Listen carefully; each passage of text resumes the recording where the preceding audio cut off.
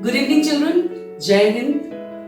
It is Saturday night, and Saturday night usually was our custom in hostel was to see a movie or listen to a bedtime story.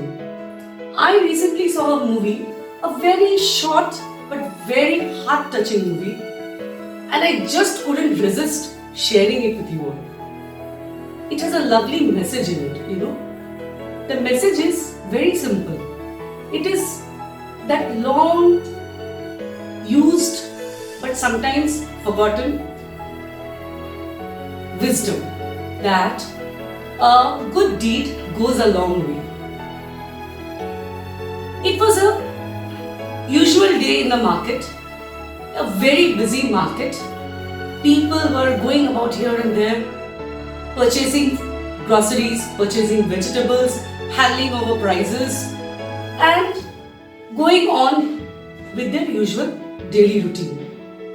There was a small tea stall right in the center of the marketplace. People crowded that place for their morning cuppa. The tea stall owner was very busy. He had a daughter to help him though, and it was business as usual. Suddenly, over the din of the market area, a loud voice could be heard. A very loud, angry voice scolding someone. Everybody looked here and there. The tea stall owner came out and looked. What's going on? What happened? And what he saw, he saw a very angry young woman. She was the owner of a medicine shop a few yards away. She was angrily shaking a small boy and shouting and scolding. How dare you? How dare you steal things from my shop? At this small age you learned the art of stealing? Very bad boy. And he was continuously shaking and scolding him. There was a crowd gathered around them. Everybody was saying something or the other. Somebody was saying, oh, such a small boy, and look at him. Everybody was criticizing the boy. The tea stall owner came closer. And what he saw, he saw a small boy hanging his head with shame, tears trickling down his face, standing with bowed head, but clutching something in his hand. He went nearer, and what he saw, he saw he was holding to a medicine bottle. He asked the lady, what happened? The lady gave him a final push and said, do you know, he did not pay any money and just ran off taking that medicine ball from the counter. And the tea stall owner patted the head of the boy and said, boy, look at me. And through the shame and tears, the boy looked up slowly and opened his palm.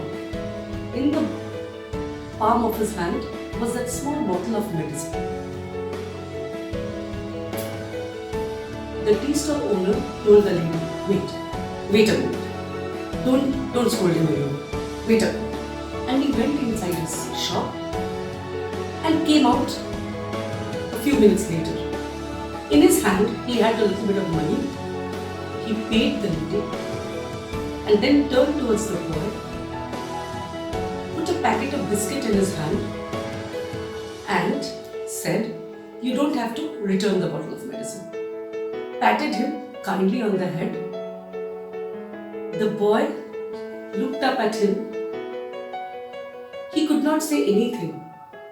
Only his eyes showed his gratitude. And then the man said, run boy, run. Make sure the person for whom you are taking that medicine has some of that biscuit also. And he gently pushed the boy. The boy, with one final grateful smile on his face, ran away. the tea stall owner, the crowd started dispersing. The tea stall owner said, "Fun is over. Please move. Why all of you together scolding a small boy like that?" And he turned and started going inside his shop. But he stopped. His daughter was standing with a firm and angry expression on her face. And then she said, "Keep on giving away. Keep on giving away like this. One day there will be nothing left for us. You do your charity work like this. Keep on doing." And she turned away and stomped her way inside the shop. The tea stall owner just smiled a little bit and went inside. After many years, 15 years, now the tea stall owner has become quite old. The daughter of his has become a young lady now. Suddenly, one day, during a very busy, crowded shop, suddenly the tea stall owner, the man, clutched his chest and fell down on the floor. Everybody gathered. The daughter came running and somebody went and called the doctor also.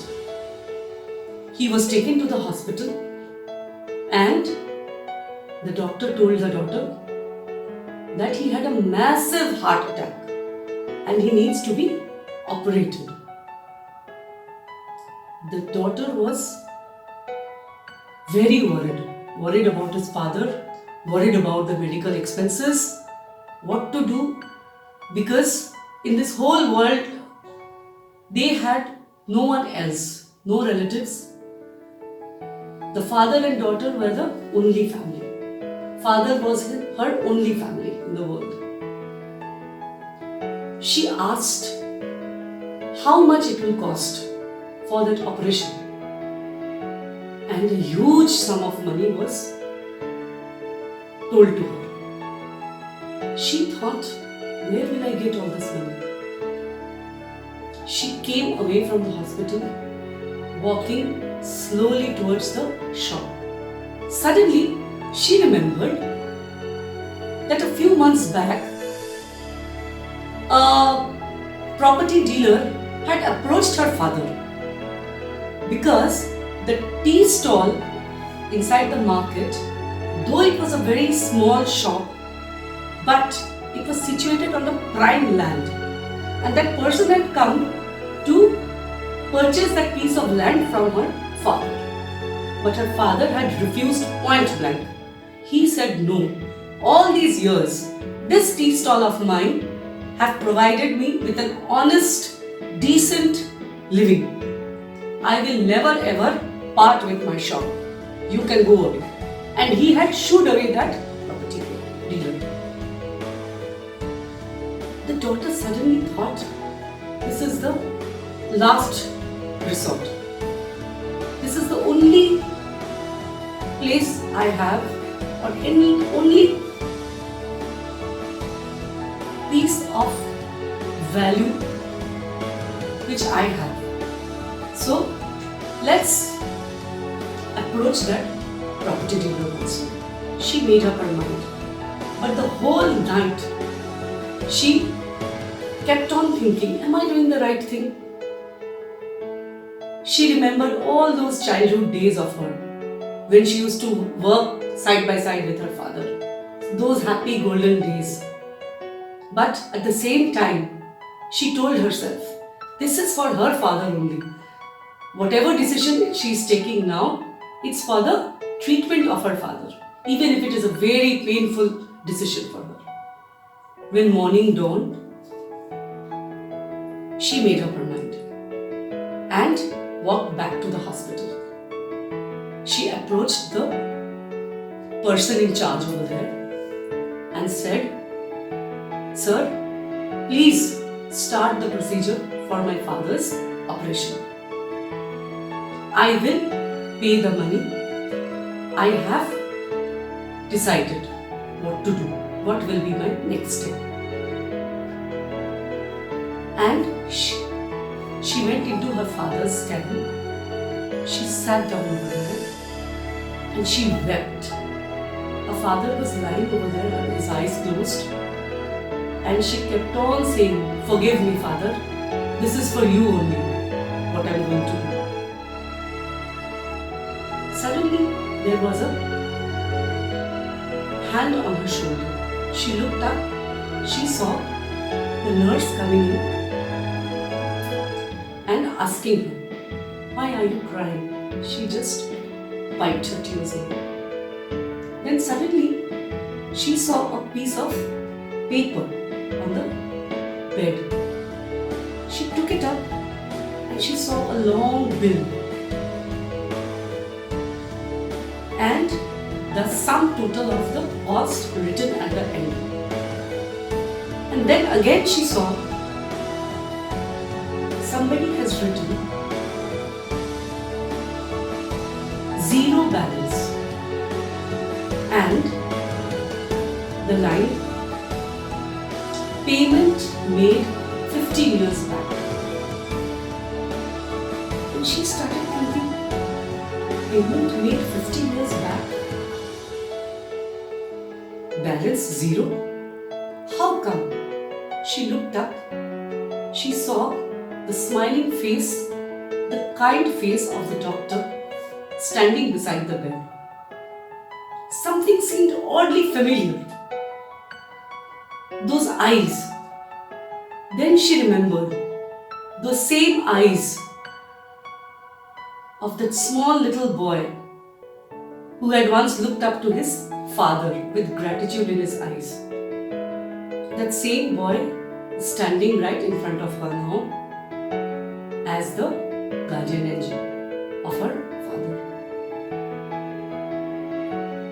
This shows that a good deed goes a long, long way. Thank you, children. Hope you liked it and have a very nice Sunday tomorrow. Bye.